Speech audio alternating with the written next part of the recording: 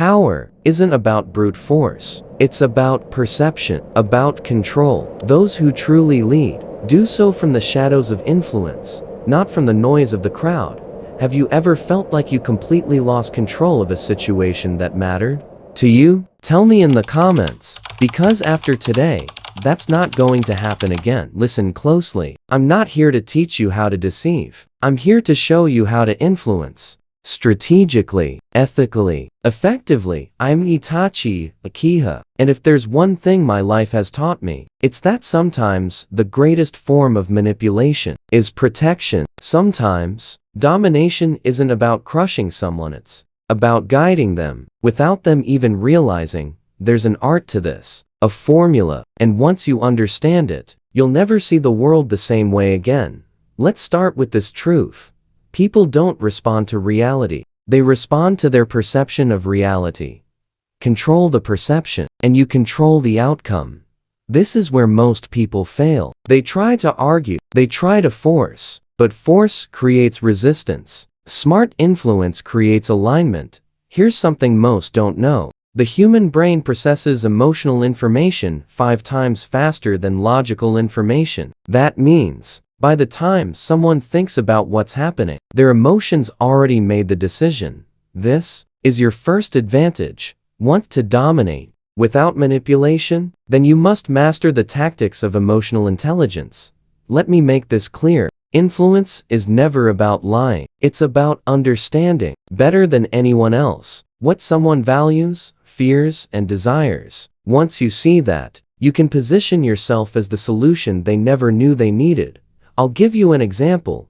When I made my ultimate decision to sacrifice everything for my village, I knew they would hate me, but hatred was a shield. It protected them from truths they weren't ready to face. That is what I call strategic influence. And now, I'll show you how to use it. Step 1. Master presence. People are drawn to certainty. When you enter a room, your energy must say, I'm in control.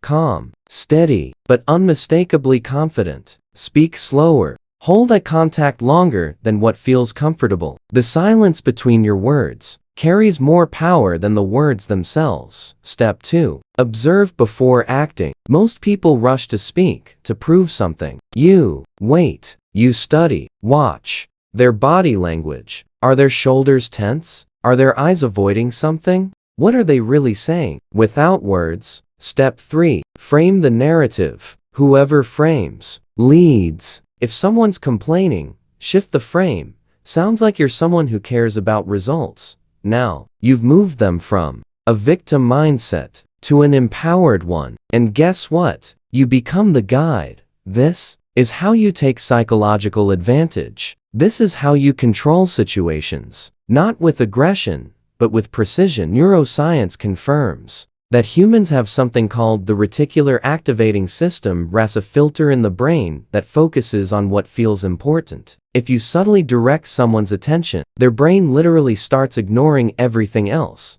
Think about that. You can lead someone's thoughts by simply controlling what their brain labels as important. But here's where it gets deeper. Step 4. Align with their ideal self. People will do anything to stay consistent with who they believe they are. If you reflect back to them a version of themselves they admire, they will follow you. They will trust you, not because you forced them, but because you gave them a bridge to their own identity. Step 5. Control the frame, control the pace. Never let anyone rush you. Slow conversations down. Ask precise questions that force them to think. The person asking the questions always controls the conversation. And the final key, be willing to walk away. True power is the ability to detach. When people sense you don't need them, but choose to engage, that's dominance without manipulation, every time. Now, ask yourself, where in your life have you surrendered control? Where have you allowed others to dictate the pace, the frame,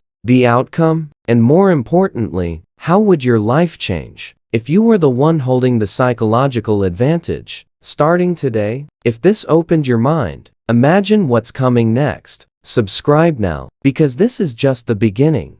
Welcome to the path of strategic influence.